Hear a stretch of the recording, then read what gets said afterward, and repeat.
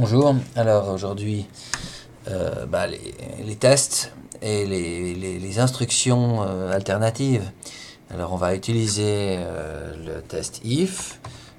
La structure c'est un if avec un then tout à fait classique, et puis s'il y en a plusieurs à la suite, un elif, et puis un autre then, etc. Puis jusqu'au else final, puis le fi pour terminer, c'est pas un end, c'est un fi.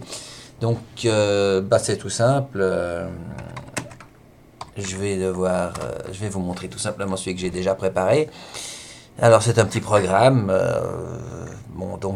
qui va s'exécuter avec bin bash, read la variable a. N'oubliez surtout pas les variables, les espaces là. Si vous mettez pas les espaces, l'opérateur égal n'est pas reconnu. Donc, je vais tester ce que j'ai entré. Si la variable a contient le texte B, que j'ai pas mis entre guillemets, enfin, pour des tests tout simples, on les met pas, mais vous pouvez prendre l'habitude de les mettre systématiquement. Eh bien, je fais écho, j'affiche que j'ai lu un B, et puis j'ai mis un 1 pour bien voir que c'était dans le premier test. Enfin, je vais vérifier si la variable contient la lettre A. Et puis j'affiche A en disant 2 pour dire que c'est le deuxième test. Sinon, j'ai trouvé autre chose. Je ne sais pas quoi, n'importe quoi. Je mets 3 parce que je suis dans la troisième alternative. Voilà. On n'est pas obligé de mettre un else d'ailleurs. On pourrait très bien ne pas en mettre.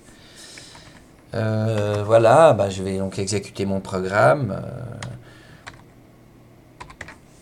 Et puis je tape une valeur. Alors si je tape B, évidemment je vais aller dans la première de l'alternative, je découvre B.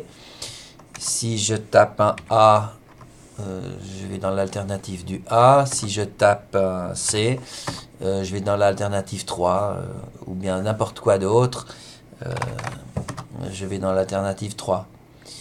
Voilà, c'est extrêmement simple en fait. Puis vous pouvez mettre autant de elif que vous voulez, ce qui correspond à autant de sélections que vous pourriez avoir envie de faire. Voilà, la suite demain.